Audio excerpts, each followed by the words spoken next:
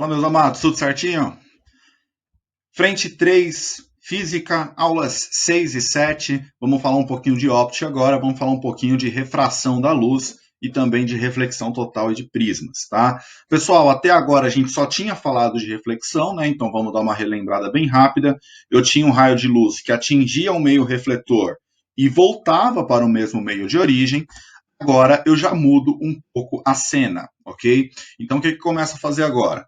Eu tenho um raio de luz incidente, tá? Com uma certa velocidade, e aí ele atinge a superfície de separação entre dois meios e muda a velocidade dele, ok? Nessa ideia, você acaba mudando o ângulo de incidência em relação a esse ângulo azul aqui, que a gente vai passar a chamar de ângulo de refração, tá? Meus amados, percebam o seguinte, ambos os ângulos são medidos em relação à reta normal.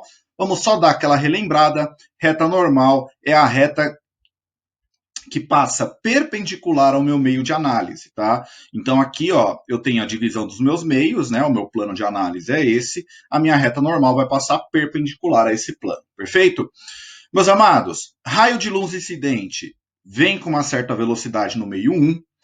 A partir do momento em que ele passa para o meio 2, ele muda a velocidade dele. Então esse ângulo acaba mudando. Obrigatoriamente na refração, duas coisas acontecem. A luz passa de um meio para o outro e altero a velocidade da luz nessa passagem de um meio para o outro. Perfeito?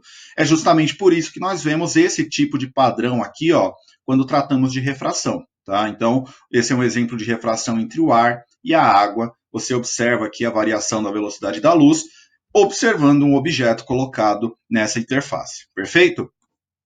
Meus amados, para a gente medir essa característica, existe um índice de refração absoluto. Percebam o seguinte, quando eu falo absoluto para vocês, eu estou querendo dizer de uma determinada substância, tá? Então, esse N que a gente vai ver agora aqui é um índice de refração que vale para uma determinada substância, ok? Eu vou me movimentar um pouco aqui para facilitar. Pronto. Então, olha só, esse N aqui, ele depende de determinada substância. Como é que eu calculo esse valor de N para uma determinada substância? Eu pego o valor de C, que é a velocidade da luz no vácuo, 3 vezes 10 a oitava metros por segundo, ok? Esse valor é tabelado, e divido pela velocidade da luz no meio. Percebam, eu vou começar a falar aqui já dos pontos principais, vou começar pelo último. Percebam que eu estou dividindo uma velocidade por outra, meus amados. Logo, eu vou ter uma grandeza física adimensional. O N não tem unidade de medida, perfeito? Ele é um valor numérico, 0,8, 1, 1,2 e por aí vai, ok?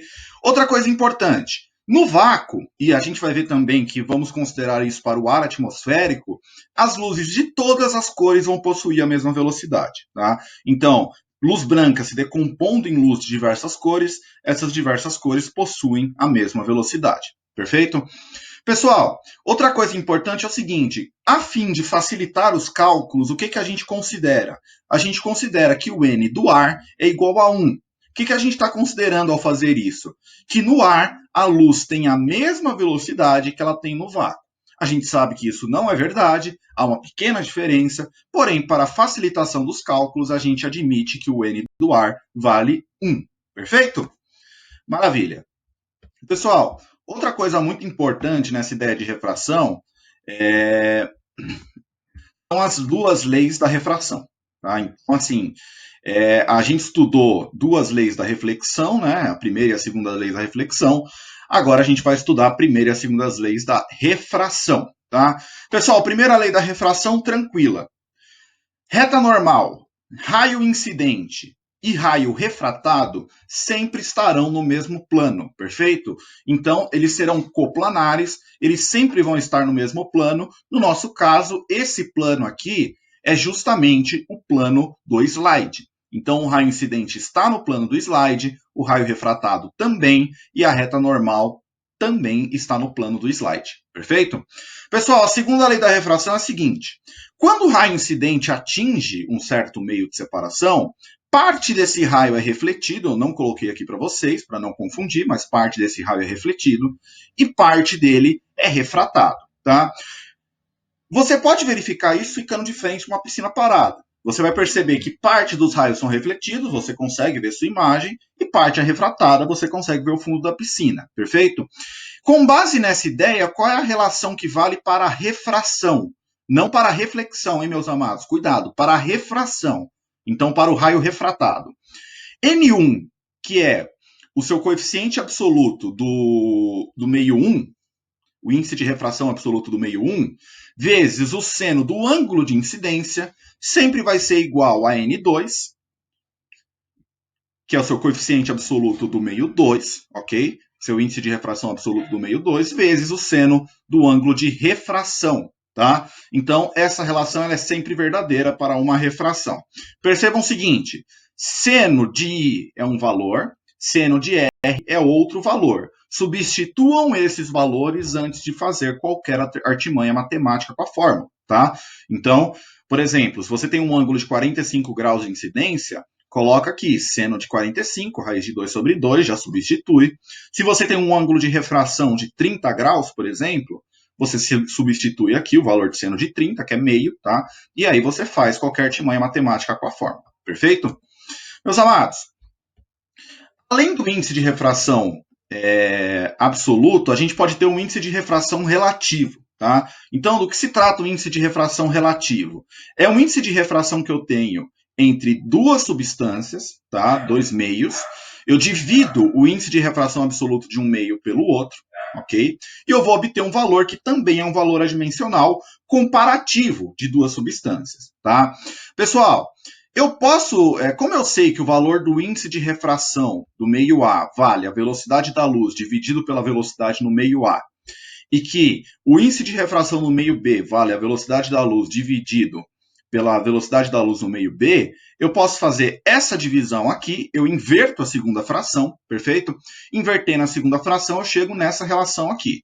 Corto as duas velocidades da luz no vácuo, tem o mesmo valor, e eu chego que o meu índice de refração relativo, ele pode ser expresso também pela relação de velocidades da luz no meio B e no meio A. Tá? Então, percebam o seguinte, se eu tiver uma substância com índice de refração 1 e outra substância com índice de refração 2, o índice de refração relativo entre elas vai ser meio. O que isso quer dizer?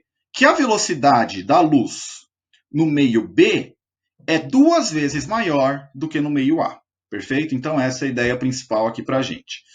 Pessoal, temos também a ideia de ângulo limite. Então, o que é o ângulo limite? Vai ser aquele ângulo onde, a partir dele, a partir do momento que eu passar por ele, eu não vou ter mais refração, eu vou ter somente uma reflexão total. Né? Então, olha só, se você parar para pensar, esse ângulo é qualquer ângulo depois que o ângulo de refração fica maior que 90 graus. Tá? Então, se você tiver um ângulo maior de 90 graus aqui, peço perdão, vamos voltar. Se você tiver um ângulo maior que 90 graus aqui, você já vai começar a ter uma reflexão. Tá? Então, assim, você substitui aqui pelo seno de 90, tá? Seno de 90 dá 1, N2 vezes 1 fica N2, você tem o seno de L, que é o seno do seu ângulo limite, e qual que vai ser o valor do seno do seu ângulo limite? O valor de N2 dividido por N1.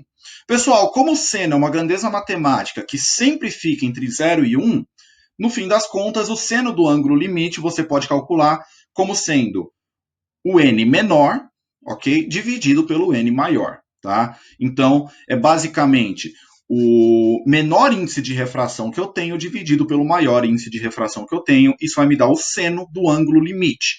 O que é o ângulo limite? É o último ângulo onde é formada a refração. A partir desse ângulo começa a ser formada uma reflexão total, ok?